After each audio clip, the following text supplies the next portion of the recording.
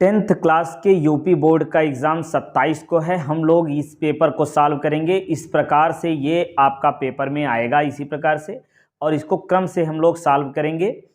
और ये पहला प्रश्न देखिए आपका है, ये द्विघात समीकरण 3x² - 6x + 4 = 0 का विविक्त कर ज्ञात करना। क्या ज्ञात करना है? विविक्त कर। अब इसका हम लोग विविक्त कर निकालेंगे। कैसे? अब देखिए, इसमें a का मान हो गया 3 और b का मान हो जाएगा -6 और c का मान हो गया 4। अब विविक्त कर होता है क्या? b² - 4ac, है ना। तो b², b का मान कितना लिखेंगे? -6 का होल स्क्वायर -4, फिर a का मान हो गया 3 और c का मान 4। ये समझ में आया है ABC। चलिए फिर से इसको अच्छे से समझ लेते हैं। ये देखिए, इसकी ये द्विघात समीकरण जो है, इसकी तुलना हम लोग करते हैं ax² + bx + c = 0 से। तो a का मान मिलता है, देखिए a के स्थान पर कितना है? ये 3, ठीक, और b के स्थान पर -6, c के स्थान पर +4, इसी को रख दिए यहाँ। तो b² - 4ac यही विविक्त कर होता है, यहाँ रख देंगे। अब ये देखिए कितना होगा, ये 6 × 6 = 36 और ये हो गया 4 × 3 = 12, 12 × 4 = 48, ये आ गया। अब इसको घटाएंगे तो कितना आ जाएगा? -12, ठीक है, -12। अब कौन से ऑप्शन में है? ये डी वाला सही है इसका। तो डी सही है, तो हम इसमें लगाएंगे, देखिए पहले का डी, ये जो है पहले का डी, इसको जो है काले पेन से या ब्लू पेन से इसको कलर कर देंगे। देखिए पहले का कौन सा होगा? डी। तो इसको लगाएंगे, ये इसको इस प्रकार से काला कर देंगे, ठीक। अब देखिए दूसरा प्रश्न क्या है? समीकरण, ये दोनों समीकरण हैं का हल निकालना। हल मतलब x और y का मान। तो x और y का मान कैसे मिलेगा? y का मान 0 है, तो देखिए y का मान किसमें 0 दिख रहा है? पहले में और तीसरे में, ठीक है।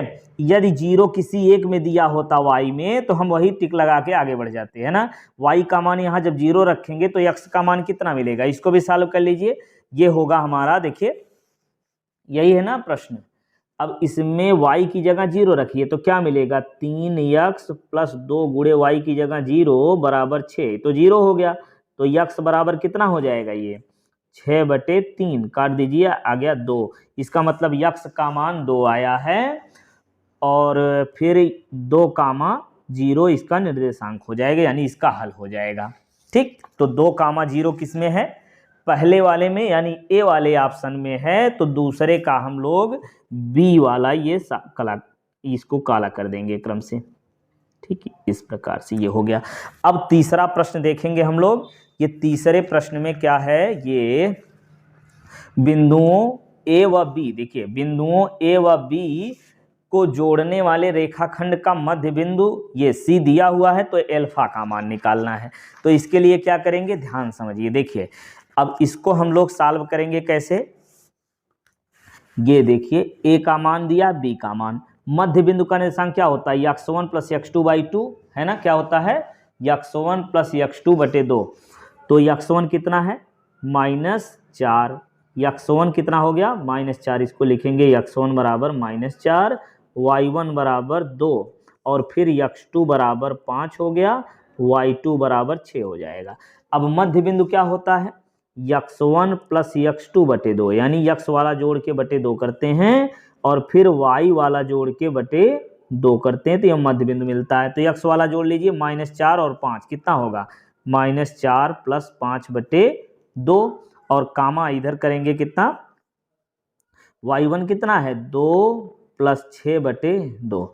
तो अब आ गया, देखिए कितना आया? 5 में से 4 घटाएंगे तो 1 आया ना, 1/2, और कामा ये कितना मिला? 8/2। 8/2 मतलब 4 लिख लीजिए। अब ये मध्य बिंदु का निर्देशांक कितना मिल गया? अब इस प्रश्न में कहा है मध्य बिंदु कितना है? α/8 और कामा 4, ठीक है, ये है। अब यहाँ से देखिए ये 4 मिल गया ना, तो अल्फा का मान हमको निकालना है। तो 1/2 बराबर क्या है? α/8। तो यहाँ हम लिखेंगे क्या? α/8 बराबर 1/2, है कि नहीं? 1/2 के स्थान पर क्या है? α/8 है।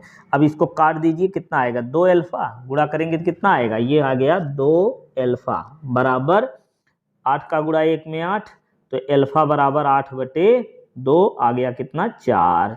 तो अल्फा का मान 4। ये कौन सा सही होगा? ऑप्शन बी वाला इसमें ऑप्शन सही है। तो इसमें तीसरे में हम लोग बी काला कर देंगे। ये हो गया। तीसरे में बी काला करिए और यहाँ भी नीचे भी भरते जाइए क्रम से, नहीं तो भूल जाएंगे। यहाँ तीसरे में क्या है, बी, और दूसरे में क्या था, दूसरे में भी बी था, तो दूसरे में भी बी भरेंगे, और जो है पहले में क्या था, ए डी, तो यहाँ डी भर देंगे ये क्रम से। ये 3 प्रश्न हमारे हो गए। अब चौथा प्रश्न देखिए, ये त्रिभुज क्या करें, त्रिभुज एबीसी में ए बी का मान दिया, ए सी और बी सी का मान दिया हुआ है। पूछ रहे हैं कि कोण बी का मान क्या होगा। अब देखिए त्रिभुज ए बी सी में 3 भुजा दी गई है, तो क्या करेंगे, तीनों का वर्ग हम कर लेंगे क्रम से। क्या करेंगे, तीनों का क्रम से वर्ग करिए तो क्या होगा, स्क्वायर करिए। ये देखिए 6 का वर्ग 36 और गुणे कर्डिम 3 यानी √3 का स्क्वायर करेंगे तो आएगा 3। अब इसको सॉल्व करिए, कितना आ गया, पहली भुजा का वर्ग यानी ए बी का स्क्वायर, तो ये 6 त्रिक 18 और 3 त्रिक 9 1 10, 108 आया। ठीक है, अब इसको भी सॉल्व करिए, ए सी का स्क्वायर कितना होगा, 12 का वर्ग बन जाएगा 144। ठीक, और फिर इधर बी सी का वर्ग भी कर लीजिए, बी सी यानी 6 का वर्ग आ गया 36। ठीक, अब सबसे बड़ी भुजा कौन सी, 144, छोटी दोनों भुजाओं को जोड़िए तो कितना आएगा, 108, इसमें जोड़ेंगे 8 8 6 14 3 1 4 1 आ गया ना। तो इसमें क्या मिला, बड़ी भुजा का वर्ग जो है अन्य दोनों भुजाओं के वर्गों के योग के बराबर है, इसका मतलब बी इसमें क्या होगा, समकोण त्रिभुज होगा, तो 90 अंश सही होगा, यानी ए वाला ऑप्शन सही हो जाएगा। तो चौथा प्रश्न है, चौथे में ए, तो चौथे में यहाँ हम क्रम से ए भर देंगे। इसी प्रकार से आपको एग्जाम में लिखना है। ये चौथे का ए हो गया, तो यहाँ भी ए भर दीजिए। अब पांचवा प्रश्न क्या है, वह बड़ी से बड़ी संख्या जिससे 100, ये आपका ये कितना है, 125 और 70 को विभाजित करने पर शेषफल क्रमशः 8 और 5 बचता है। देखिए अब इसमें क्या करेंगे, 125 में देखिए क्या करें, बड़ी से बड़ी संख्या जिससे 125 और 70 को विभाजित करने पर, देखिए 125 से विभाजित करते हैं तो 8 शेष बचता है, और 70 से विभाजित करते हैं तो 5 शेष बचता है। ठीक है, तो वो संख्या जो दोनों संख्याओं को काट देती है वो क्या होती है, मासा होता है, यानी एचसीएफ होता है। ठीक है, एचसीएफ वो संख्या होती है जो दोनों को काट दे। अब यहाँ कह रहे हैं 8 शेष बचता है, तो 8 इसमें से घटा लो, तो 15 में से 8 गए, बचा 7, और यहाँ बचा 1 1। ठीक है, और यहाँ इसको घटाएंगे 65। अब इन दोनों को देखिए, इन दोनों का हम निकाल लेंगे एचसीएफ। ठीक है, ऑप्शन से भी हम लगा सकते थे, तो यहाँ से एचसीएफ भी हम निकालेंगे, तो कैसे होगा, ये 65 का भाग देंगे 1 1 7 में, तो भाग दीजिए, पहले एक बार जाएगा ये 65, और ये बचा 2 और 5 52। अब फिर इसमें भाग देंगे 65, 52 1 के 52 1 हो गया।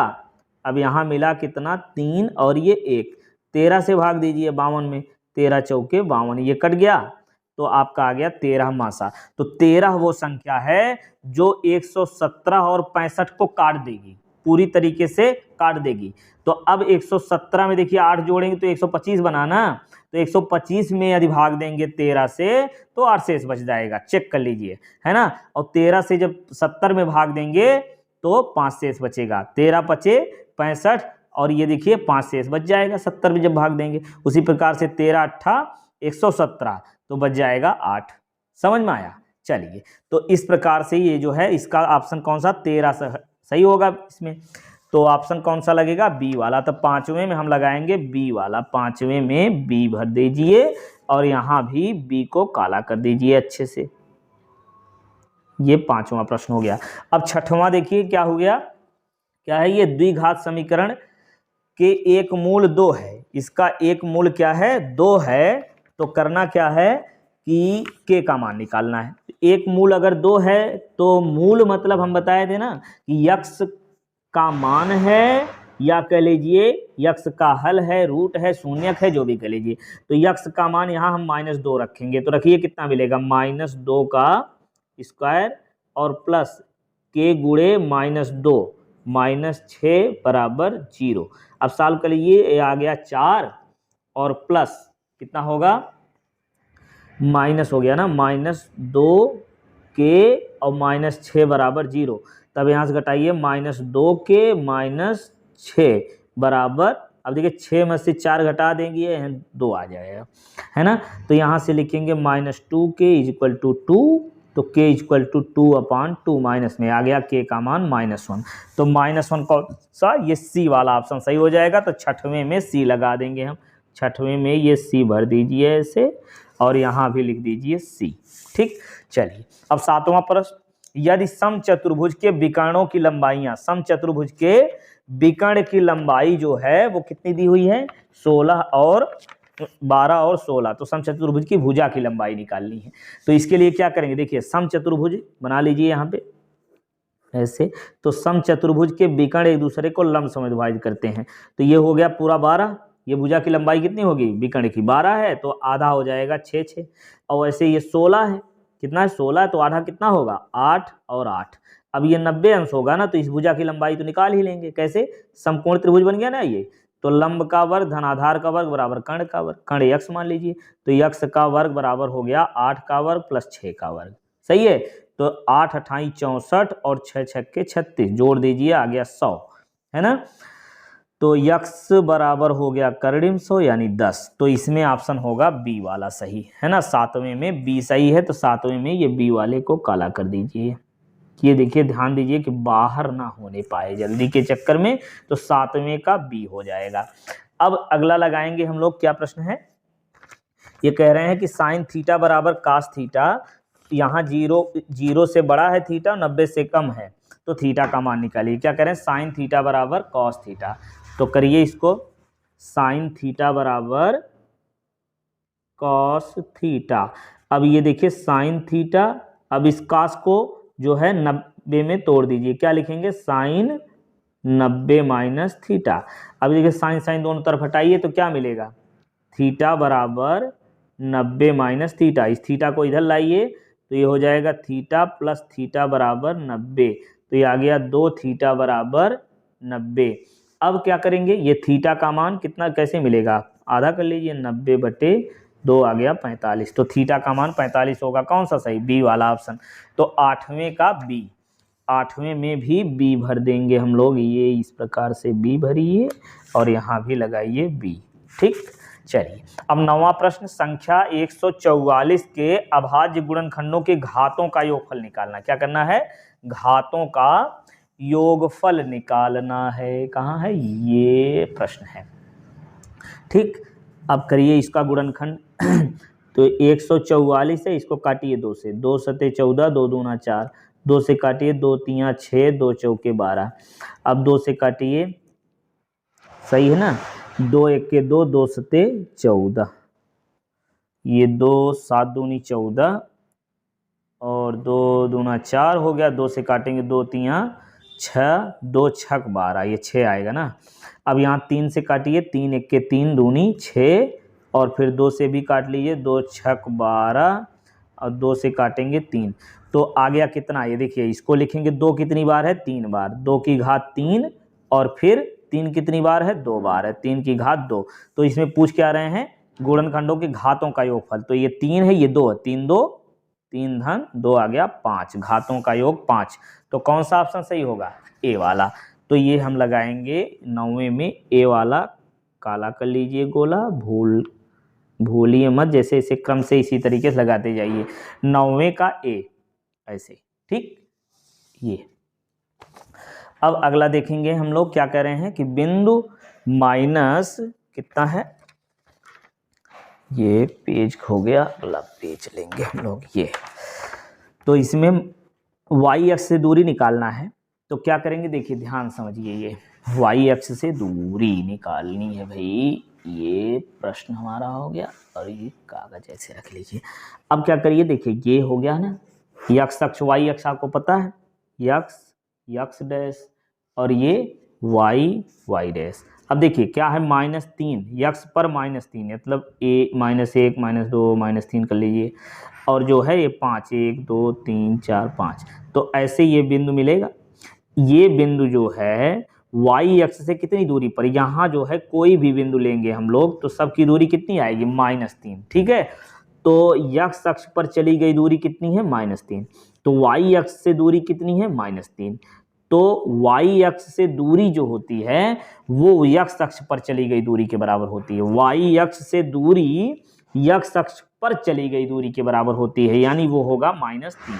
यानी ए वाला ऑप्शन इसका सही हो जाएगा। 10वें में ए वाला भरेंगे, 10वें में भी ए वाला। ये काला कर दीजिए, इसको ब्लैक पेन से आप कीजिए क्रम से, या ब्लू से भी कर सकते हैं, यहाँ भी ए भर देंगे। चलिए अब 11वां प्रश्न ये देखेंगे। इसमें क्या कह रहे हैं कि साइन 15 और कास 15 ये लगाएंगे। साइन 15 को हम लिख देंगे साइन 90 - 75 और नीचे ये कास 75।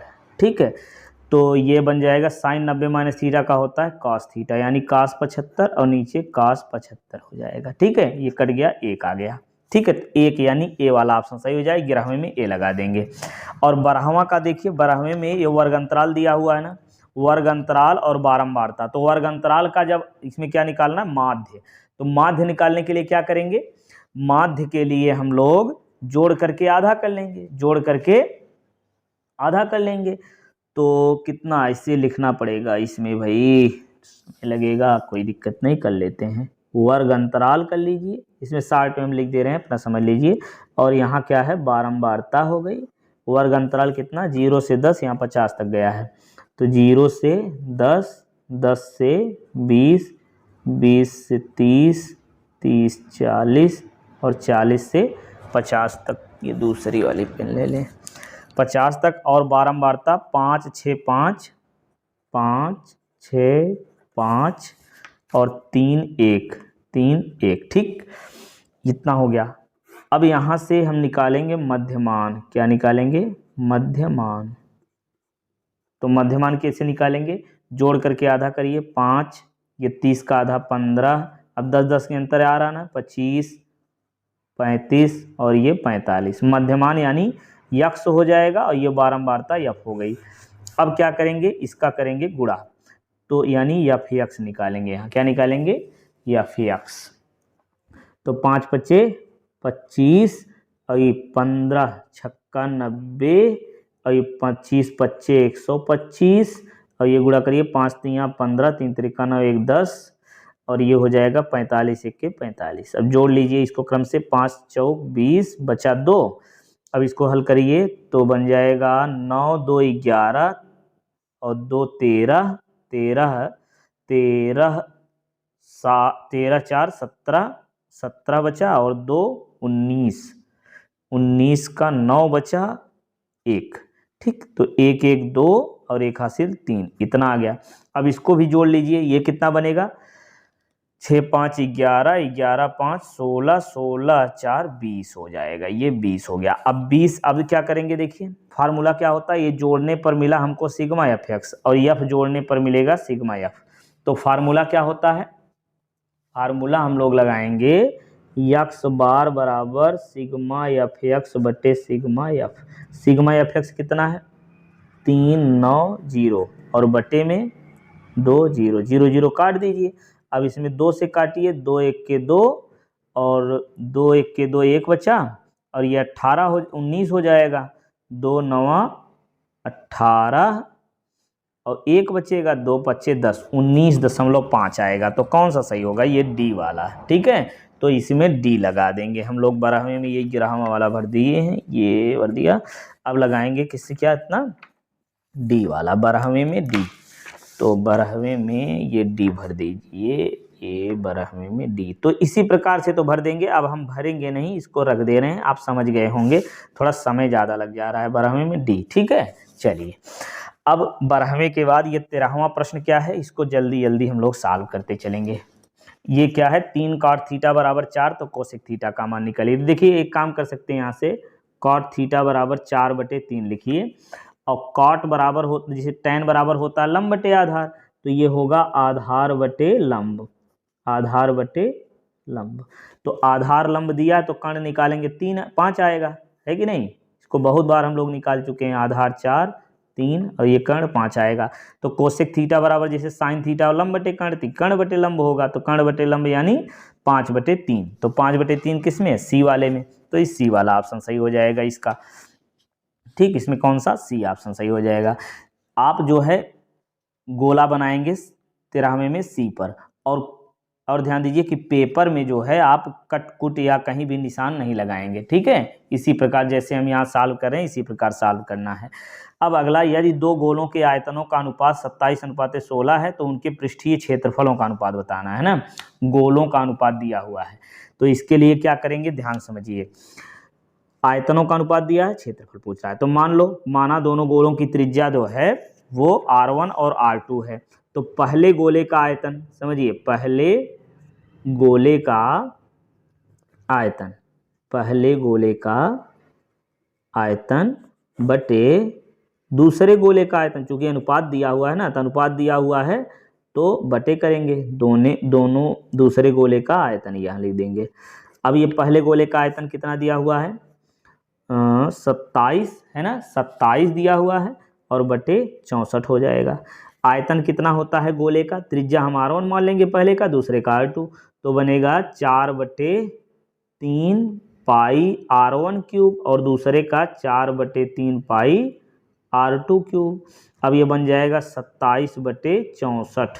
तो ये 4/3 पाई 4/3 पाई काट दीजिए तो ये मिल जाएगा R1/R2 है ना। ये बराबर होगा, इसका घनमूल लेना पड़ेगा, घनमूल ले रहे हैं है ना, 3 और ये 4, तो R1 का मान 3, R1 R2 का अनुपात मिल गया। अब क्या निकालना है, पृष्ठीय क्षेत्रफलों का अनुपात। क्या निकालना है, पृष्ठीय क्षेत्रफल। तो पहले गोले का यहाँ लिखेंगे, पहले गोले का पृष्ठीय क्षेत्रफल 60 में कर दे रहे हैं, फिर नीचे दूसरे गोले का पृष्ठीय क्षेत्रफल, दूसरे गोले का पृष्ठीय क्षेत्रफल। तो पहले गोले का पृष्ठीय क्षेत्रफल क्या होगा, 4 पाई R1 स्क्वायर और दूसरे का होगा 4 पाई R2 स्क्वायर, 4 पाई R2 स्क्वायर, ठीक।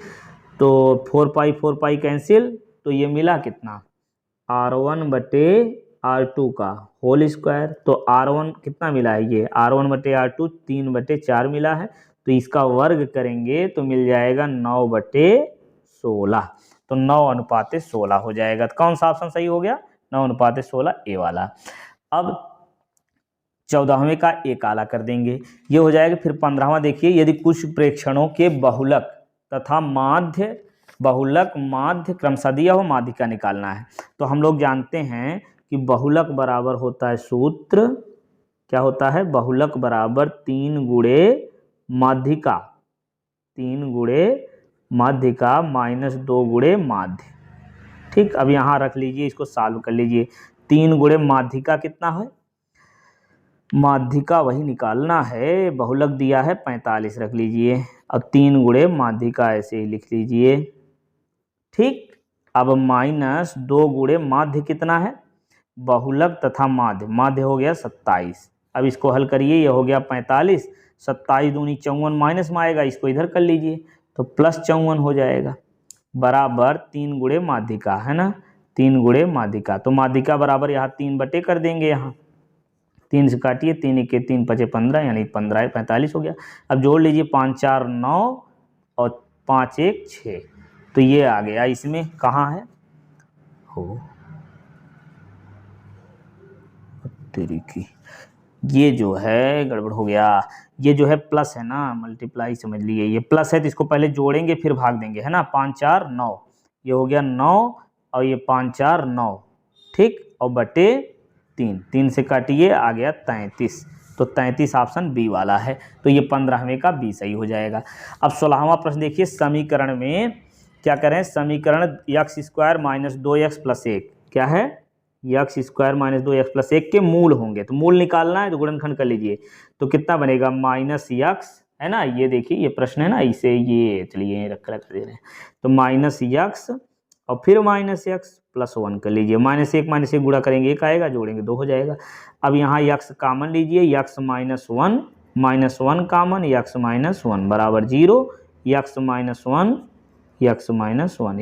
0, तो x - 1 बराबर 0 तो x बराबर 1 आ गया, x - 1 बराबर 0 तो x बराबर 1 आ गया, तो 1 1 हो जाएगा, यानी ए ऑप्शन इसका भी सही हो जाएगा। अब 17वां प्रश्न देखिए, ये क्या कह रहे हैं, ये 17वां प्रश्न ये लगाया जैसे। अब इसमें जो है क्या करें, समांतर माध्य 18 है तो x का मान याद, ये समांतर माध्य हम लोग जानते हैं पदों का योग बटे पदों की संख्या, तो पद सबको जोड़ लेंगे, 17 धन 13 धन 20 धन कितना है यार, 7 13 20 17 और फिर 3x बटे कितना होगा, 1 2 3 4 5 संख्याएं तो बटे 5 कर लो, और समांतर माध्य कितना दिया हुआ है 18, तो 18 कर लो इसको।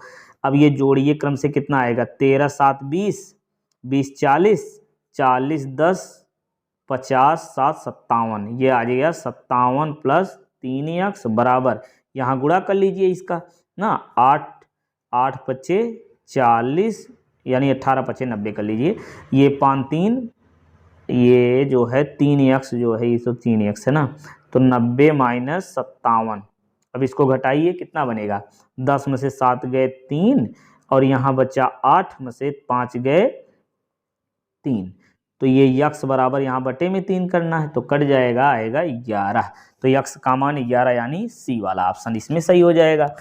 अब लगाएंगे हम लोग 18वां प्रश्न, इसमें क्या है, इसको देखिए 60 में यही जो है इसको पीछे आप आसानी से लगा सकते हैं, कैसे करेंगे देखिए, अब 60 में हम लगाते चलेंगे है ना, जैसे लगाना है तो 3 माइनस एक्स 3 बटे एक्स है, इसको जो है थोड़ा थोड़ा समझाने के लिए लिखना ही पड़ेगा, चलिए थोड़ा लिखेंगे, इसको इधर करेंगे, ये 2x को इधर करिए 2x, अब यहाँ 3 में से 2 को निकालिए, बचेगा 1 बटे x बराबर 2x, अब यहाँ गुणा करिए तो क्या मिल जाएगा, ये 2x स्क्वायर बराबर 1, ठीक है, तो यहाँ पर क्या बनेगा, x स्क्वायर बराबर 1 बटे 2, तो x का मान ये जो है वर्गमूल लेंगे तो 1 बटे √2, तो 1 बटे, अब देखिए वर्गमूल लिए तो प्लस माइनस होगा, तो x का मान 1 बटे प्लस माइनस 2 यानी ए वाला ऑप्शन सही हो जाएगा। चलिए अब लगाएंगे हम 19वां, क्या करें हैं, दो समरूप त्रिभुज के त्रिभुजों की भुजाएं जो है अनुपात में हैं, तो इनके क्षेत्रफलों का अनुपात निकालना है।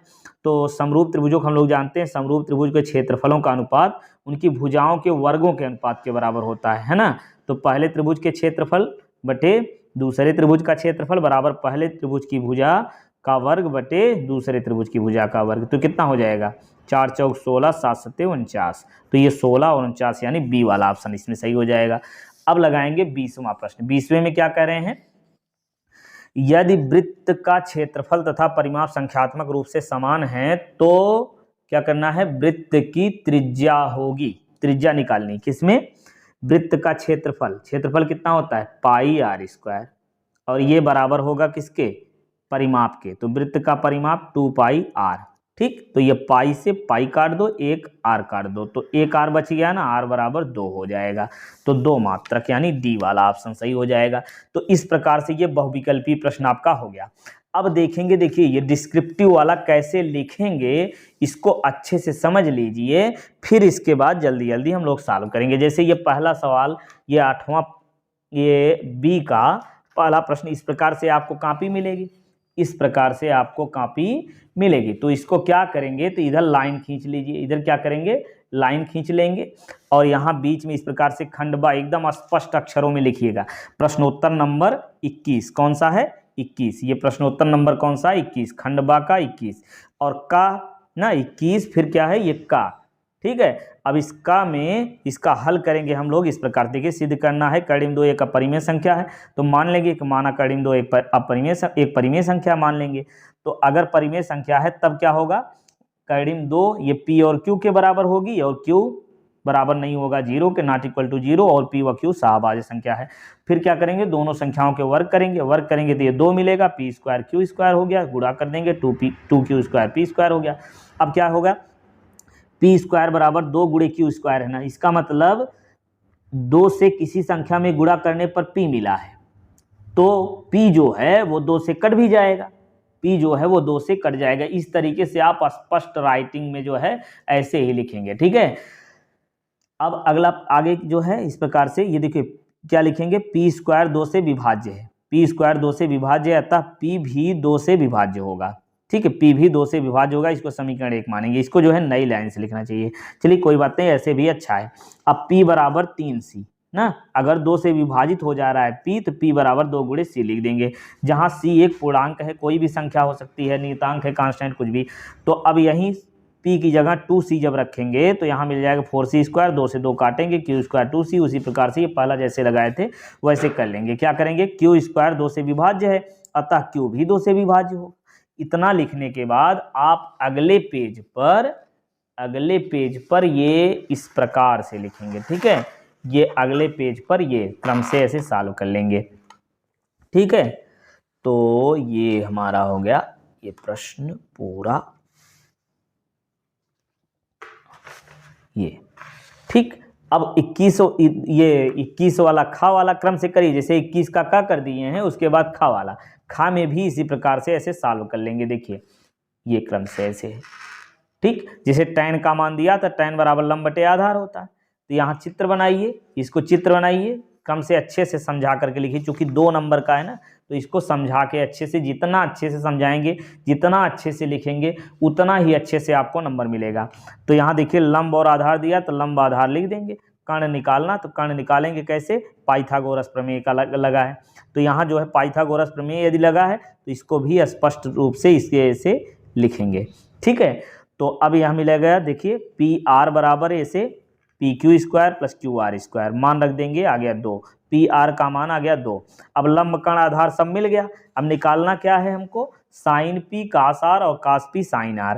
तो इसके लिए देखिए sin बराबर लंब बटे कर्ण होता है ना, तो इसमें लंब कौन बनेगा, P के लिए देखिए लंब बनेगा 1, लंब बटे कर्ण यानी 1/2। इसी प्रकार cos R, cos बराबर आधार बटे कर्ण, आधार क्या 1/2 हो जाएगा। R के लिए आधार यही होगा। और cos P, cos बराबर आधार बटे कर्ण, तो आधार √3/2 हो जाएगा। sin बराबर लंब बटे कर्ण वैसे कर लेंगे और इसको सॉल्व कर लेंगे तो ये आ गया 1। तो इसको स्पष्ट राइटिंग में इसको भली प्रकार से आप लिखेंगे इस प्रकार से। ठीक, और यहाँ देखिए sin P बराबर, देखिए यहाँ हमने रखा ना sin P का मान 1/2। यहाँ जो है जितने मान चारों हैं, ये ना चारों मान हैं, इनको चारों को यहाँ से निकाल लेंगे क्रम से, फिर इसके बाद इसको यहाँ रखेंगे। ठीक, चलिए इस प्रकार से आप कॉपी लिखेंगे बोर्ड एग्जाम में। ठीक है, तो अब हम चलते हैं आगे, सॉल्व करेंगे प्रश्न क्रम से। ठीक, चलिए ये अगला प्रश्न कौन सा है, ये खा वाला, ये गा वाला हो अब करना है। तो द्विघात समीकरण इतना के मूल ज्ञात कीजिए। तो मूल ज्ञात करने के लिए जो है क्या कर सकते हैं, गुणनखंड कर सकते हैं या सूत्र का प्रयोग। तो चलिए सूत्र का प्रयोग करेंगे हम लोग। देखिए कैसे लगाएंगे, 4x² + 3x + 5 बराबर 0। ठीक है, स्केच पेन कोई मिल जाए, स्केच पेन। तो द्विघात समीकरण के मूल ज्ञात करना। क्या मूल कैसे ज्ञात करेंगे, देखिए इतना है, अब इसकी तुलना कर देंगे किससे, की तुलना क्रम से आप लिखेंगे ax² + bx + c बराबर 0 से करने पर। और जब तुलना करेंगे तो क्या मिलेगा, a बराबर 4 और b बराबर 3 और c का मान मिल जाएगा 5। ठीक है, अब यहाँ सूत्र लगाइए। क्या होता है सूत्र, x बराबर -b ± b² - 4ac / 2a। ठीक है, b का मान रखिए 3, तो -3 ± b का मान फिर से 3 का वर्ग -4, a का मान 4 हो गया, c का मान फिर से 5। ठीक, अब इसको सॉल्व करिए, 2 × a का मान 4। सही है, अब सॉल्व करिए इसको, -3 ± ये हो गया 3 9 और ये हो जाएगा 5 चौक 20, 20 चौक 80। अब ये 80 आ गया, ये तो माइनस में आ गया। अब अगर माइनस में आ गया, ये चेक कर लीजिए एक बार फिर से, सही है कि गलत है, b² - 4ac बिल्कुल सही है। तो अब ये अगर माइनस में आ गया तो यहीं छोड़ दीजिए। ठीक है, माइनस में आ गया तो यहीं छोड़ देंगे। क्यों छोड़ देंगे, यहीं कह देंगे कि विविक्त कर ऋणात्मक है, इसलिए अब कितना आएगा वो भी लिख देते हैं। चलिए 10 में से 9 गए, 1 बचा, यहाँ बचा 7 71, माइनस में आ गया ना, तो यहाँ लिखेंगे विविक्त कर। विविक्त कर ऋणात्मक है, विविक्त कर क्या है, ऋणात्मक है, अतः मूल क्या होंगे, मूल काल्पनिक होंगे, मूल काल्पनिक होंगे। मूल काल्पनिक है, ऐसे कर लीजिए, मूल काल्पनिक है। जब मूल काल्पनिक है तो उसको निकालने की जरूरत नहीं है। ठीक, ऐसे लगा के इसको छोड़ देंगे। ठीक है, चलिए अब अगला प्रश्न हम लोग सॉल्व करते हैं। ये क्या है, बिंदुओं को जोड़ने वाले रेखाखंड की लंबाई, तो दो बिंदुओं के बीच की दूरी वाला फार्मूला लगाएंगे। क्या लगाएंगे? दो बिंदुओं के बीच की दूरी वाला। तो यहाँ लिखेंगे x1 बराबर 2 और y1 बराबर -2, फिर x2 बराबर 3, y2 बराबर कितना हो गया? 7। बीच की दूरी का फार्मूला क्या होता है? x1 माइनस x2 का square plus y1 minus y2 का स्क्वायर।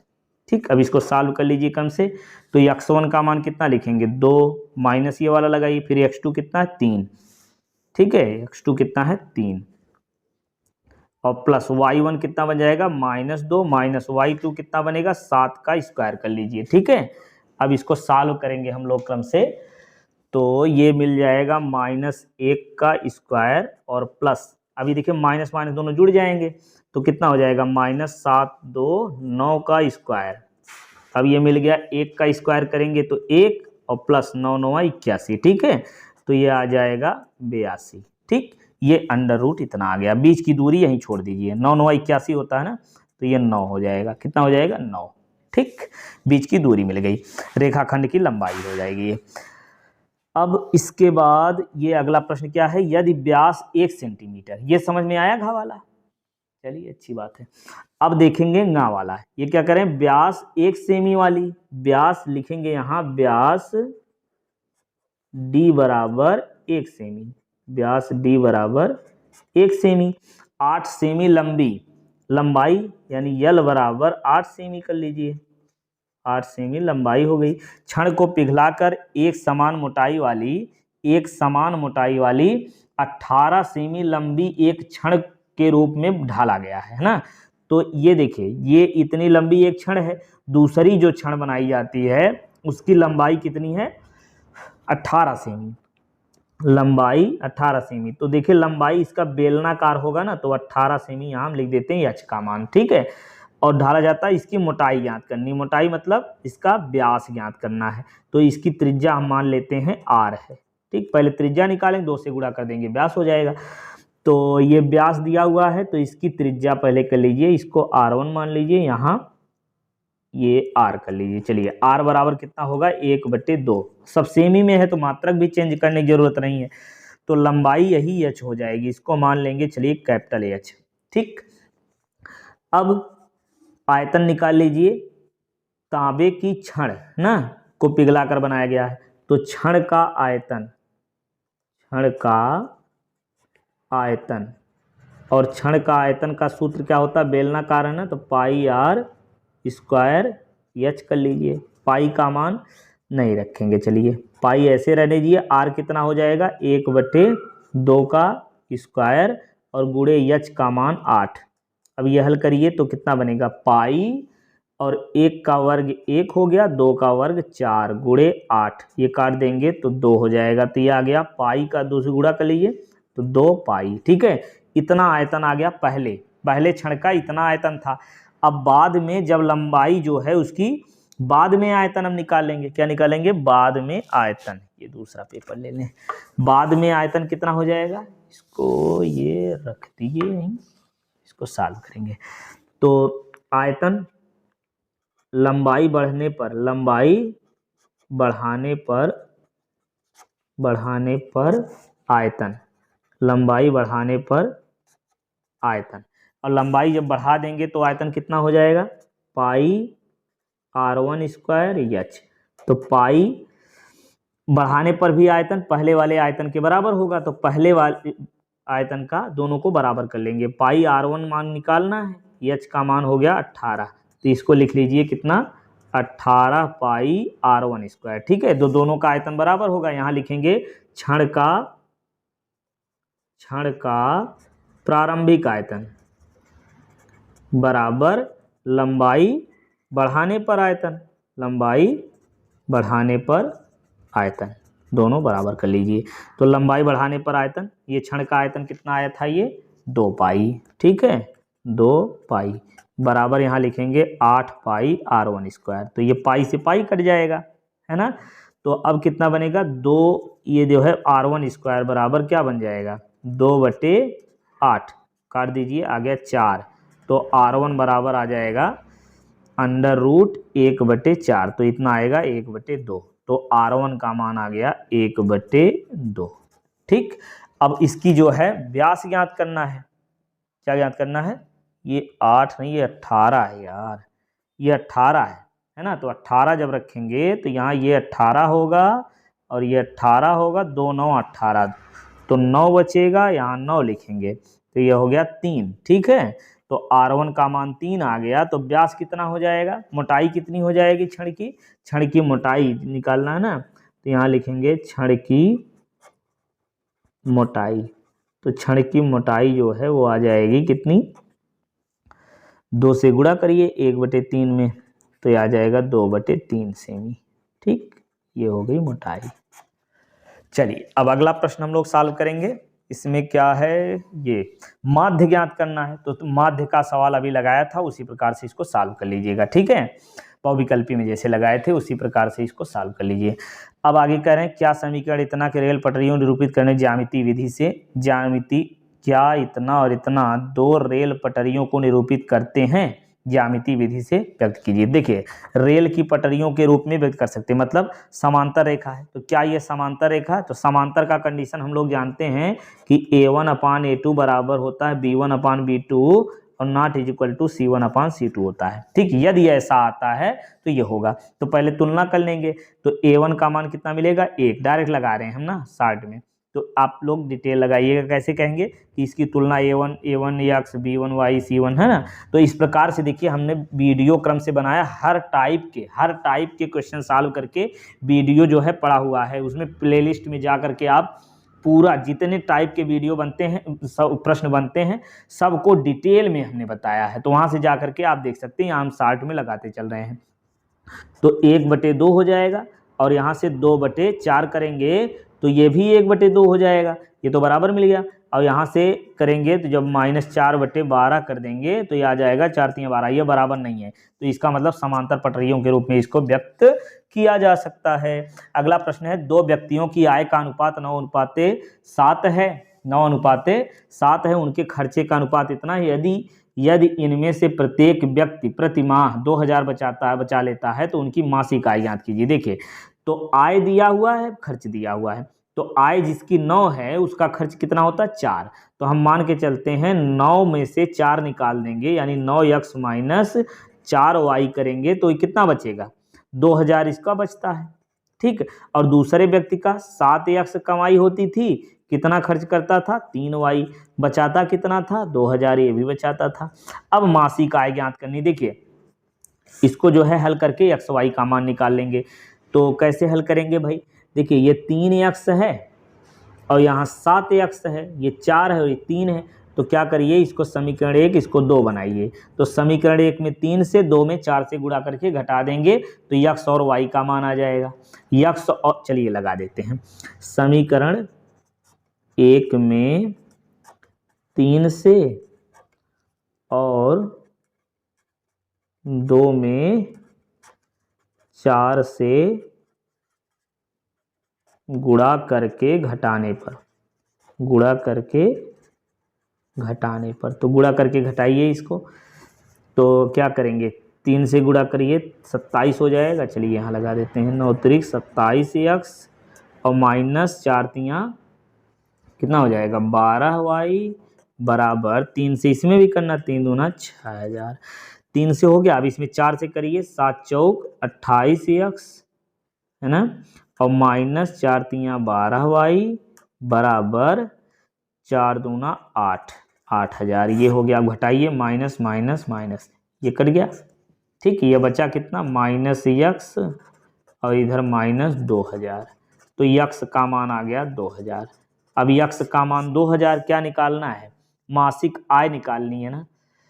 तो दोनों की मासिक आय निकालनी है, तो आय हो जाएगी कितनी, एक ही मासिक आय जो होगी, 9 से यहाँ गुणा करेंगे, एक ही मासिक आय। देखिए 2 व्यक्तियों की, यानी पहले व्यक्ति की मासिक आय कितनी हो जाएगी, 9 × 2000, 9x है ना, तो 9 × 2000 यानी 18000। पहले व्यक्ति की मासिक आय 18000 हो जाएगी।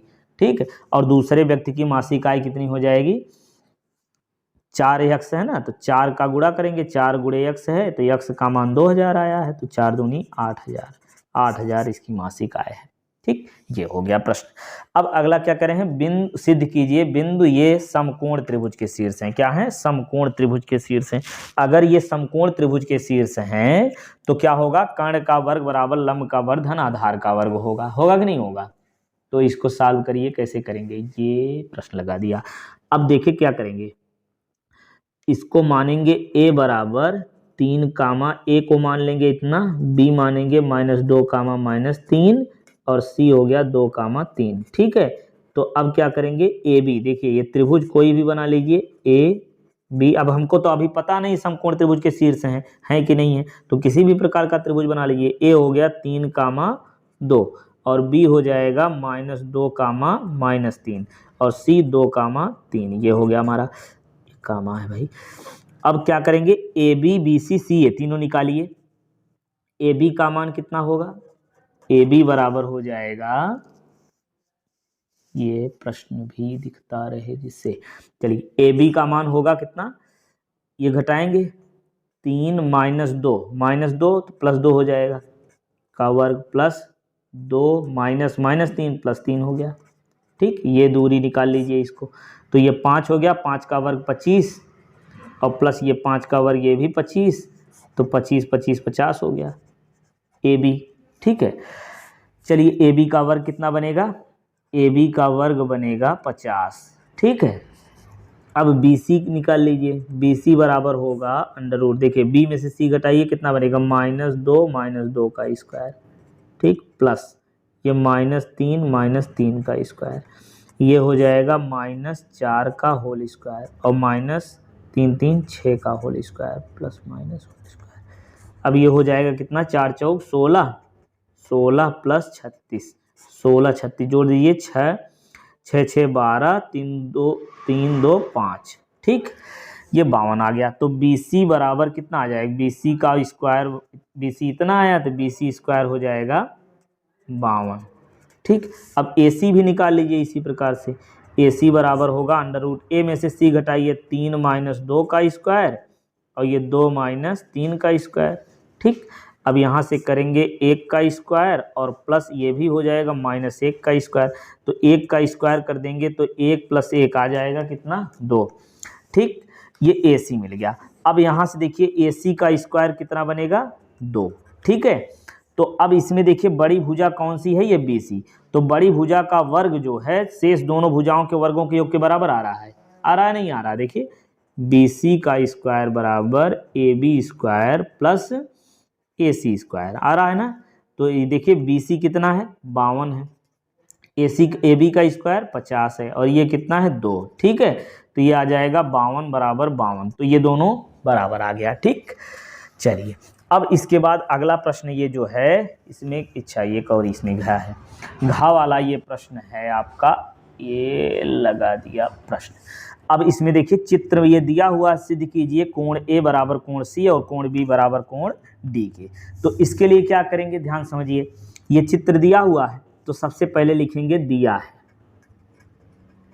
ठीक, दिया है, क्या दिया है, ओ ए इंटू ओ बी बराबर ओ सी इंटू ओ डी।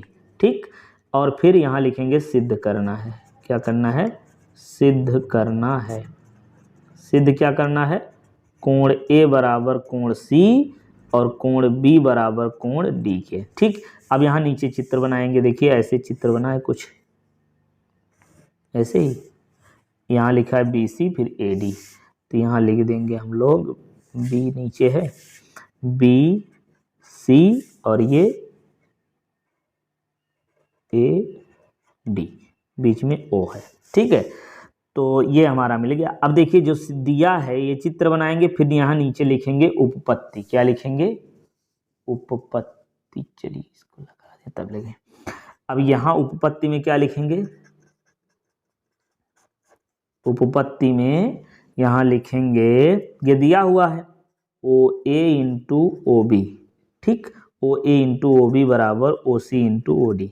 तो यहाँ ओ ए बटे करिए, देखिए ओ ए ये वाली और यहाँ से ओ सी और ओ डी दिया हुआ है, तो एक बार इस त्रिभुज का, देखिए इस त्रिभुज की एक भुजा लेंगे, फिर बटे में इस त्रिभुज की कोई भुजा, तो तो ओ सी बी, देखिए ओ सी बी त्रिभुज की कौन सी भुजा इसमें है, ओ सी है, तो ओ सी को इधर लाइए। अब यहाँ ओ डी लिखेंगे, ऊपर लिखेंगे इस वाले त्रिभुज की, छोटे वाले त्रिभुज की भुजा, तो ओ डी हो गई। अब यहाँ बच्चा क्या है, ओ बी।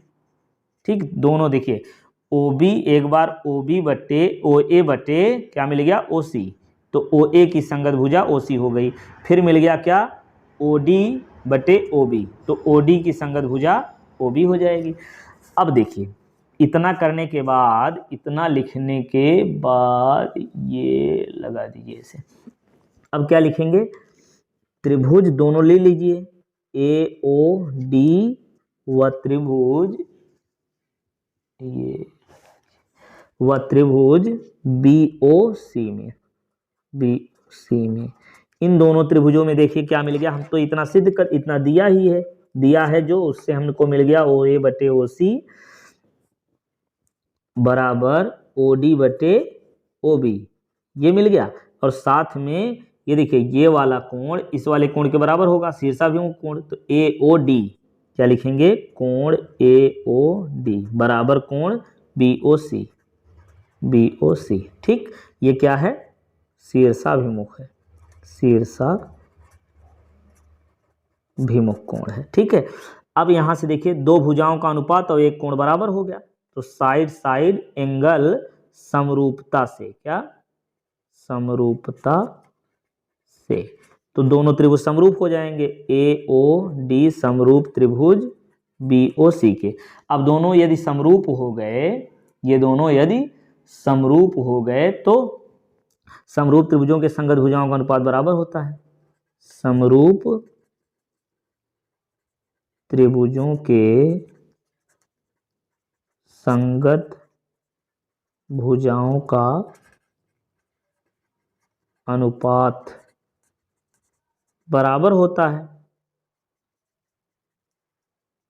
अतः समरूप त्रिभुज संगत भुजाओं का अनुपात और संगत कोण भी बराबर होता है ना, तो हमको यहाँ कोण से मतलब था, कोण निकालना था, दोनों संगत कोण, संगत भुजाओं का अनुपात व कोण, संगत कोण बराबर होते हैं, तो संगत कोण बराबर होते हैं, इसलिए संगत कोण बराबर हो जाएंगे। देखिए कैसे, तो ओडी, देखिए ओडी बटे ओबी, तो ओडी के सामने वाला कोण कौन हो गया, ए। ठीक, और ओडी की संगत भुजा ओबी है, तो ओबी के सामने वाला कौन हो जाएगा, सी, तो कोण ए सामने सी हो जाएगा, तो ए बराबर सी हो गया। अब दूसरी देखिए ओ ए के सामने वाला कोण कौन होगा, ओ ए के सामने वाला डी, यानी कोण डी, ये किसके बराबर होगा, ओ ए बटे ओ सी, तो ओ सी के सामने वाले कोण के, ओ सी के सामने वाला बी हो जाएगा, तो यहाँ बी, तो ये सिद्ध हो गया। इति सिद्धम लिखिए या हेंस प्रूव्ड, जो भी लिखना चाहें अब लिख लीजिए। ठीक, ये हो गया हमारा सलूशन, ये पूरा सलूशन हो गया। ठीक, चलिए अब अगला देखते हैं, ये ना वाला, इसमें जो है अभी 23, 24, 25 तीन प्रश्न और बचा हुआ है। चलिए ये ना वाला क्या करें हैं, भूमि के एक बिंदु से बिंदु P से 10 सेमी ऊंचे भवन, देखिए क्रम से बनाते चलिए, ये इसमें हट जाता है भाई, ये क्लियर नहीं दिख रहा है क्यों,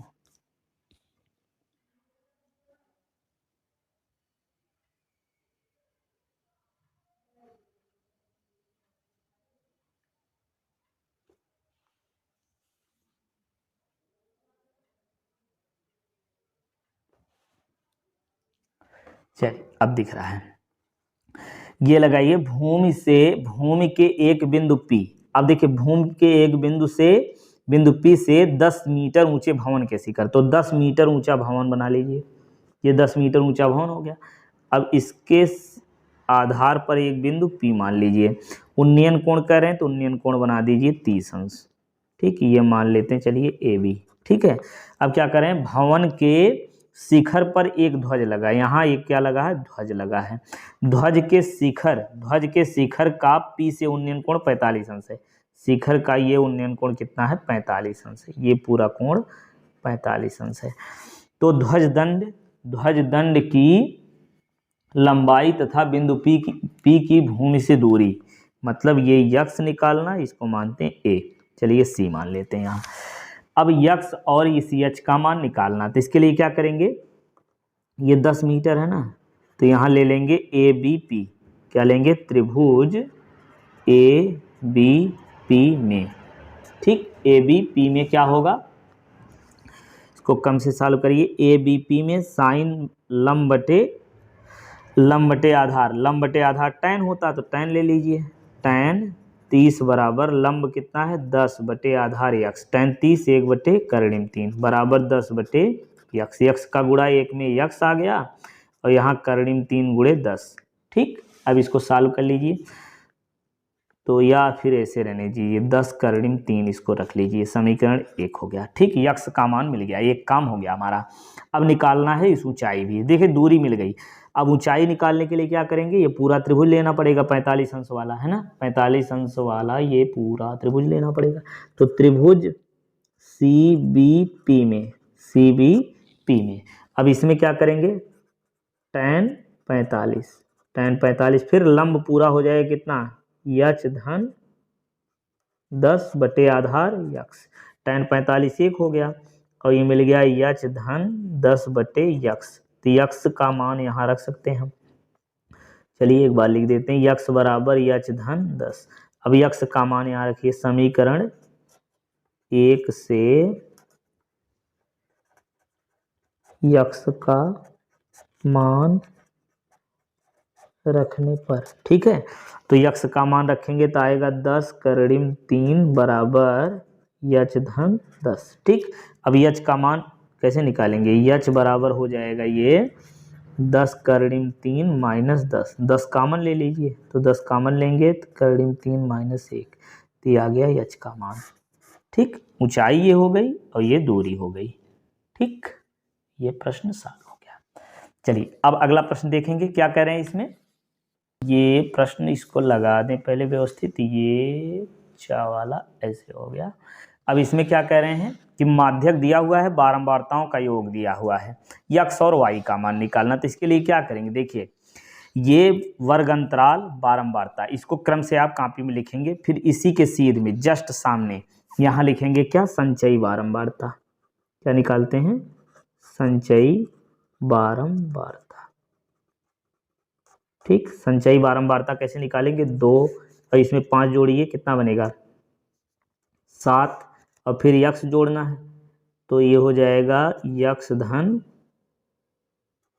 7 और फिर इसमें 12 जोड़ देंगे तो कितना आ जाएगा, यक्स धन 19 और फिर इसमें 17 जोड़ दीजिए तो कितना आएगा 9, ये 7 9 7 16, 1 1 2 1 3 36 और ये 36 हो गया, तो यक्स धन 20 जोड़ दीजिए तो कितना आ जाएगा 20, ये 56 हो गया, और वाई भी जोड़ दीजिए तो यक्स प्लस वाई प्लस 56, ठीक है, और 56 में 9 जोड़ना है, तो यक्स प्लस वाई प्लस 9 जोड़िए, तो 9 6 15, 5 1 बचा और 5 1 6 हो जाएगा 65, तो ये 9 जोड़ा है ना, अब 7 जोड़ना है, तो यक्स प्लस वाई प्लस 7 5 12 2 हो जाएगा और 6 1 7, अब 4 और जोड़ दीजिए, एक्स प्लस वाई बराबर 7 76, ठीक है। अब देखिए ये 76 आ गया यहाँ से, अब क्या करेंगे, इन बारंबारताओं का योग जो होता है वही इतना होता है, बारंबारताओं का योग दिया हुआ है 100, तो अब देखिए यहाँ से हम इसको स्पष्ट यहाँ लिख के लगा रहे हैं ऐसे ही, ठीक, ये आ गया 100। अब क्या करेंगे, यहाँ से हम लिख दे रहे हैं यक्स प्लस वाई प्लस 76 बराबर ये दिया हुआ है 100, तो यहाँ 100 लिख लीजिए।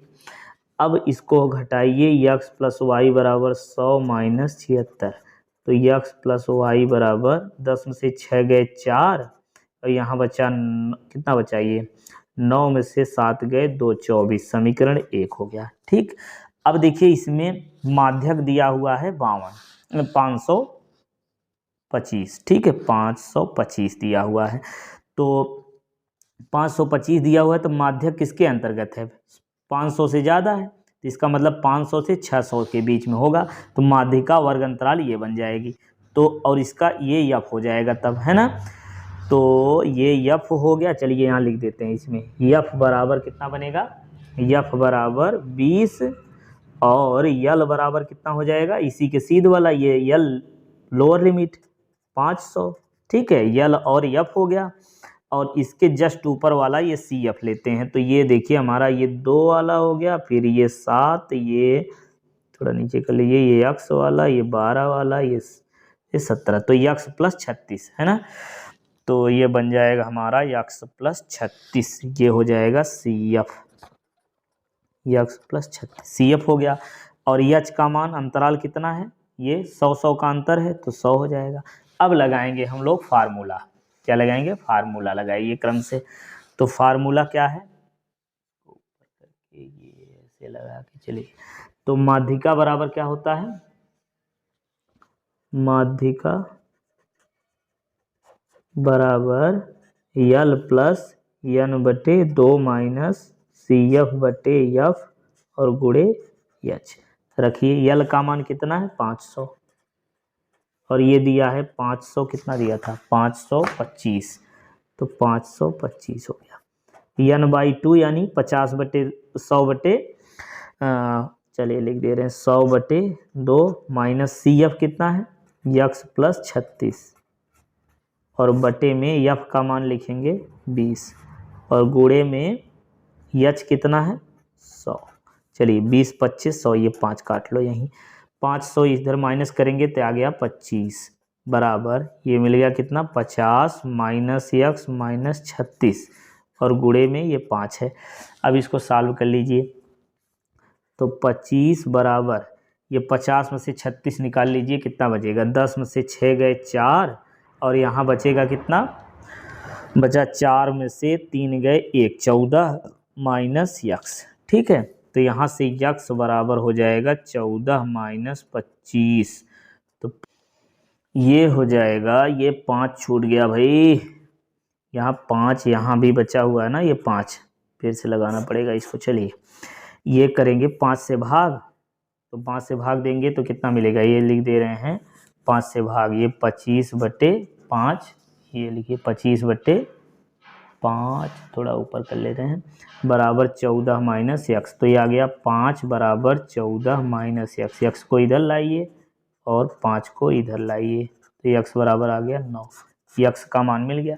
अब वाई का मान निकालना, तो ये देखिए शुरुआत में यक्स प्लस वाई बराबर 24 लिखे हैं, यक्स प्लस वाई बराबर 24 लिखे हैं हम लोग, तो ये यक्स का ये वाला मान यहाँ रख देंगे तो वाई का मान आ जाएगा। तो यक्स का मान फिर लिखेंगे क्या, यक्स का मान समीकरण 1 में रखने पर, यक्स का मान समीकरण 1 में रखने पर, तो 1 में रखिए तो क्या मिलेगा, यक्स जगह 9 प्लस वाई बराबर 24, तो वाई बराबर आ गया 24 माइनस 9, आ गया कितना, ये 14 में से 9 गए 5, ये आ गया 15, तो वाई का मान 15, यक्स का मान 9। ठीक, ये हो गया सलूशन। देखिए नोट करते जाइएगा क्रम से तो अच्छे से आ जाएगा। चलिए अब अगला प्रश्न देखेंगे हम लोग, इसमें क्या करें, एक शंकु का छिन्नक, ये तो छिन्नक वाला कर गया, इसे छोड़ दे रहे हैं। 4 सेमी त्रिज्या वाले वृत्त की त्रिज्यखंड का क्षेत्रफल ज्ञात कीजिए जिसका कोण 30 अंश है, कोण 30 अंश है, साथ ही दीर्घ त्रिज्यखंड का क्षेत्रफल निकालना। देखिए तो ये ऊपर लगा दे रहे हैं ऐसे। अब देखिए 4 सेमी त्रिज्या वाला वृत्त बनाएंगे, पहले बना लो, 4 सेमी त्रिज्या वाला वृत्त हो गया, 4 सेमी ये त्रिज्या हो गई, और कोण कह रहे हैं 30 है। ठीक है, तो त्रिज्यखंड ये देखिए, ये हमारा ये जो है लघु त्रिज्यखंड हो जाएगा। तो त्रिज्यखंड का क्षेत्रफल हम लोग जानते हैं, यहाँ आर बराबर लिखेंगे 4 और कोण बराबर 30 अंश। ठीक है, फिर क्या है, त्रिज्यखंड का क्षेत्रफल, यहाँ लिखेंगे त्रिज्यखंड का क्षेत्रफल, ये होता है कितना, थीटा बटे 360 पाई आर स्क्वायर। अब रखिए थीटा का मान कितना लिखेंगे, 30 बटे 360, पाई का मान लिख देंगे, रख लीजिए, रह ना रखें, चलिए रख दे रहे हैं। आर का मान कितना, 4 का वर्ग, वैसे नहीं रखेंगे, चलने दीजिए बहुत बड़ा हो जाएगा। अब ये 0 0 काटिए, आ गया 12। ठीक है, तो ये कितना मिला, ऊपर पाई और 4 गुणे 4 और नीचे 12, तो 4 तियाँ 12, 3 हो गया। तो कितना मिल गया? 4 पाई बटे 3। ठीक है, ये त्रिज्यखंड का क्षेत्रफल मिल गया। इतना वर्ग क्या सेमी दिया है, ये सेमी में दिया तो वर्ग सेमी कर लो। ठीक, ये आ गया क्षेत्रफल। अब क्या करेंगे, दीर्घ त्रिज्यखंड का क्षेत्रफल भी निकालना है, तो यहीं लिख दे रहे हैं। चलिए क्या लिखेंगे, दीर्घ त्रिज्यखंड का क्षेत्रफल। दीर्घ त्रिज्यखंड का क्षेत्रफल ये होगा कितना, वृत्त का क्षेत्रफल, वृत्त का क्षेत्रफल माइनस लघु त्रिज्यखंड का क्षेत्रफल। ये जो निकाले हैं ये लघु त्रिज्यखंड है, पूरे के क्षेत्रफल में से ये छोटा सा निकाल लेंगे तो दीर्घ त्रिज्यखंड बच जाएगा। तो वृत्त का क्षेत्रफल पाई आर स्क्वायर माइनस ये कितना 4 पाई बटे 3। ठीक है, तो आर का मान कितना है 4, तो 4 चौक 16 कर दे रहे हैं, 16 पाई माइनस 4 पाई बटे 3। अब इसको हल कर लीजिएगा या इतना ही उत्तर लिख दो फिर भी हो जाएगा। ठीक है, चलिए अब अगला देखते हैं। ये क्या कर रहे हैं, अनुपात में विभाजित रचना, ये भी कट गया है। चलिए इसको लगाते हैं। यदि BL और CM एक समकोण त्रिभुज, BL और CM समकोण त्रिभुज ABC की माध्य क्या है, कोण A बराबर 90 अंश है, तो सिद्ध कीजिए इतना। तो ये बड़ा वाला पेज लेके लगाएंगे इसमें। चलिए इसमें क्या कह रहे हैं, क्रम से बनाइए भाई, फिगर पहले बनाना होगा। एक समकोण त्रिभुज बना दे पहले, ये लो समकोण त्रिभुज हमारा हो गया।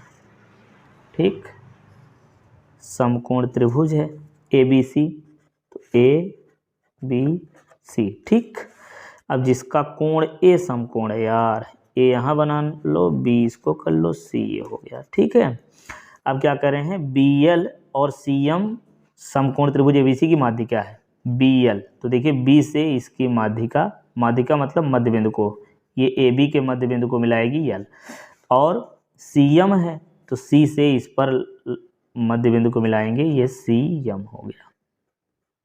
ठीक है, समझ में आया।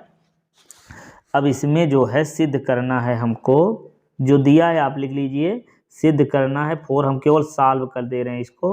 BL square plus CM square, काफ़ी समय हो गया, लेट हो रहा है, तो 5BC स्क्वायर। ठीक, चलिए अब इतना हमको ले आना है, तो इसके लिए क्या करेंगे, देखिए क्रम से करते चल रहे हैं। तो क्या करें भाई, क्या करें, ये समकोण है तो समकोण त्रिभुज पहले ले रहे हैं, कौन सा, CAB में। ठीक, त्रिभुज CA,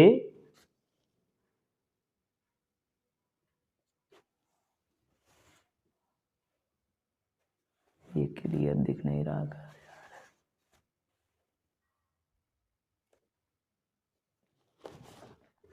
CAB लेंगे। तो समकोण त्रिभुज CAB में क्या बनेगा, यहाँ ABC कर्ण है तो BC का वर्ग बराबर होगा AB का वर्ग प्लस AC का वर्ग। ठीक है, अच्छा हमको ले आना क्या है भाई, चलिए BC तो अपनी जगह ठीक है, AB की जगह हम क्या लिख सकते हैं, AB की जगह लिख सकते हैं, या तो इसको रहने दीजिए, यहाँ से कुछ नहीं मिल रहा है, हमको BL निकालना है और CM। तो BL कहाँ से मिल सकता है, ये BL यहाँ से ले लीजिए, LAB त्रिभुज में, त्रिभुज LAB में क्या मिलेगा, LB इसमें कर्ण है तो LB स्क्वायर बराबर AL square plus AB square.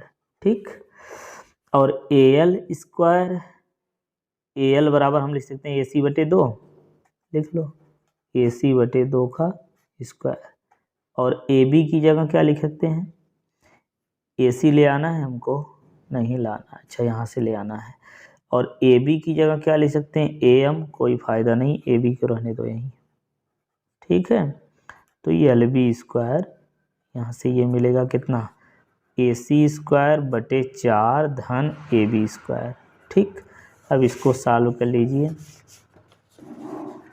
तो ये हो गया LB स्क्वायर बराबर 4 से गुणा करिए, 4 LB स्क्वायर और ये AC square plus 4 AB square, इतना ये बन गया। 4LV², इसको मान लो इक्वेशन 1। अब इसे 4CM² निकालिए। CM कहाँ से मिलेगा, ये CM, ठीक। तो अब इसके लिए लेंगे हम लोग त्रिभुज, कौन सा, त्रिभुज CAM में, ठीक। अब ये देखिए इतना लगा लिए ना, LV² मिल गया। अब इसमें जो है कौन सा ये त्रिभुज लेंगे हम, CAM। इसमें देखिए ACM कर्ण है, कर्ण का वर्ग बराबर लंब का वर्ग धन आधार का वर्ग। CM का वर्ग बराबर, मतलब CM का वर्ग बराबर AC का वर्ग धन AM का वर्ग हो जाएगा। क्या लिखेंगे, CM का वर्ग बराबर AC का वर्ग प्लस AM का वर्ग, ठीक। तो यहाँ से AC हमको लाना नहीं है, यहाँ से AM बराबर क्या लिख सकते हैं, AB, चलिए लिख देते हैं, CM² बराबर AC का वर्ग प्लस AM की जगह क्या लिखेंगे, AB/2 का वर्ग कर लो। तो यहाँ से फिर इसे बन जाएगा CM² बराबर AC² प्लस AB² 4, ठीक। अब ये 4 से गुणा करिए, 4CM² बराबर 4AC² प्लस AB², ठीक। अब ये देखिए 4LV² यहाँ मिला, ये 4ACM² मिला, तो इन दोनों को जोड़ देंगे तो जो हमको लाना है वो शायद आ जाए ना। चलिए तो क्या करें, समीकरण 1 और 2 को जोड़ने पर, ये देख पा रहे हैं ना, समीकरण 1 और 2, तो यही लिख दे रहे हैं, ये लगा के। चलिए क्या लिखेंगे, समीकरण 1 व 2 को, अच्छा 2 है ये ना, समीकरण 2, इसको 3 मानिए, समीकरण 2 व 3 को जोड़ने पर, तो जोड़ लीजिए, क्या मिलेगा, 4LV² प्लस 4CM² बराबर, इधर मिला क्या, AC² प्लस 4AB² और प्लस 4AC² और प्लस AB², ठीक। इतना मिला ना, यहाँ 4 कॉमन ले लीजिए तो क्या मिल जाएगा, LV² प्लस CM², ठीक। और यहाँ से AC कितना मिला, 5AC² और 5AB भी हो गया, 5AB², ठीक है। चलिए लगभग आ तो गया, 4LV² प्लस CM², यहाँ से 5 कॉमन ले लेंगे, यहाँ से 5 कॉमन ले लेंगे तो मिल जाएगा AC² प्लस AB², हो गया काम। समीकरण 1 से देख पा रहे हैं, समीकरण 1 ये, अब देखिए समीकरण 1 से AB² प्लस AC² बराबर क्या है, BC², तो यहाँ हम BC² लिख देंगे। समीकरण 1 से क्या लिखेंगे, 4LV² प्लस CM², ठीक। और ये बराबर होगा 5BC², ये प्रूफ हो गया, ठीक है। चलिए ये लग गया सवाल, ये हो गया। चलिए अगला आप देखते हैं, ये लास्ट प्रश्न, अंतिम, ये 25। अब इसको भी सॉल्व कर लेंगे। चलिए कहाँ सॉल्व करें, यहाँ सॉल्व कर लेते हैं। ये देखिए x y का मान, इसमें जो है एक वीडियो अभी हमने बनाया था जस्ट अभी, इसके पहले वाले में, जो द्विघात समीकरण वाले में, उसमें बिल्कुल यही प्रश्न था, इसको जो है सॉल्व किए थे हम लोग, वहाँ से आप जाके देख लीजिएगा, समय बहुत हो गया है। अगला लगाते हैं, ये लास्ट वाला, किसी भिन्न के अंश में, इस टाइप का देखिए हमने बताया था ना कि आता है, जितने टाइप के प्रश्न बनते हैं सबको हमने उसमें कवर किया है। तो ये लास्ट, इसको भी लगा लेते हैं। भिन्न के अंश में से 1 घटाया जाए तो 1/3 हो जाता है, यदि हर में से 8 जोड़ा जाए तो 1/4 हो जाता है। भिन्न बताइए, ठीक है। तो मान लेंगे, माना भिन्न क्या है, माना ये प्रश्न इस प्रकार से लगा दें भैया, ये चलिए अब क्या लिखेंगे, माना भिन्न x/y है, भिन्न x/y है, यहाँ लिखेंगे प्रथम शर्तानुसार, प्रथम शर्तानुसार। तो प्रथम शर्त में क्या कह रहे हैं, ये भिन्न x/y है, अंश में से 1 घटा दें तो क्या हो जाता है, 1/3। तो तिरछा गुणा कर लीजिए, 3x - 3 बराबर y, तो 3x - y बराबर 3, ये समीकरण 1 हो गया। और दूसरी शर्त में क्या कह रहे हैं, लिख लीजिएगा। दूसरी शर्तानुसार क्या बनेगा, भिन्न x बटे y है तो हर में 8 जोड़ा जाए, तो हर में 8 जोड़ दिया जाए तो भिन्न तो नहीं हो जाती है 1/4। अब इसको भी सॉल्व कर लो, 4x बराबर y धन 8, तो ये मिल गया 4x माइनस वाई बराबर 8। समीकरण 2, तो समीकरण 1 और 2 हल करके x y का मान निकाल लेंगे आसानी से। चलिए निकाल ही देते हैं। तो समीकरण 2 में से 1 को घटाने पर, तो आप लिखेंगे यहाँ समीकरण 2 में से 1 को घटाने पर, फिर यहाँ लिख करके घटा देंगे, बराबर 3। ये y कट गया, माइनस प्लस हो जाएगा, माइनस माइनस, तो ये बन जाएगा कितना, x बराबर 5। तो x का मान 5 आ गया, यहाँ रख लीजिए समीकरण 1 में। तो 3 गुणे x का मान 5 माइनस वाई बराबर 3, तो 5 3 15 माइनस वाई बराबर 3, तो माइनस वाई बराबर 3 माइनस 15, 3 माइनस 15, तो y बराबर कितना आ जाएगा, -12। तो माइनस वाई बराबर -12, तो y का मान 12, y का मान 12 हो जाएगा। ठीक, ये भिन्न हो गया।